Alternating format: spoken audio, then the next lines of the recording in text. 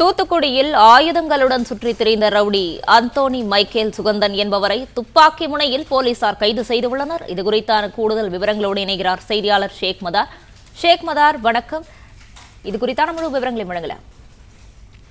வணக்கம். தூத்துக்குடி மாவட்டத்தில் குற்ற செயல்களை தடுக்கும் வகையில் சரித்திர பதிவேறு குற்றவாளிகளின் செயல்பாடுகளை கண்காணிக்க மாவட்ட காவல் கண்காணிப்பாளர் அல்பர்ட் ஜான் உத்தரவிட்டுள்ளது. அதன் அடிப்படையில் தனிப்படை போலீசார் மாவட்டம் முழுவதும் தீவிர கண்காணிப்பு பணியில் ஈடுபட்டு வருகின்றனர். இந்த நிலையில் தூத்துக்குடி புதிய பேருந்து நிலைய பகுதியில் ஆயுதங்களுடன் மர்ம நபர் சுற்றித் திரிவதாக போலீசாருக்கு ரகசிய தகவல் கிடைத்தது. இதனைத் தொடர்ந்து தனிப்படை போலீசார் தூத்துக்குடி புதிய பேருந்து நிலையம் உள்ளிட்ட பகுதிகளில் தீவிர தேர்தல் வேட்டையில் ஈடுபட்டனர். அப்போது புதிய பேருந்து நிலைய பகுதியில் அல்வாள், கத்தி உள்ளிட்ட பயங்கர ஆயுதங்களுடன் பதுங்கி நின்ற தூத்துக்குடி ஆரோக்கியபுரத்தை சேர்ந்த அந்தோனி மைக்கேல் சுகந்தன் என்பவரை போலீசார் துப்பாக்கி முனையில் சுற்றி வளைத்து பிடித்தனர்.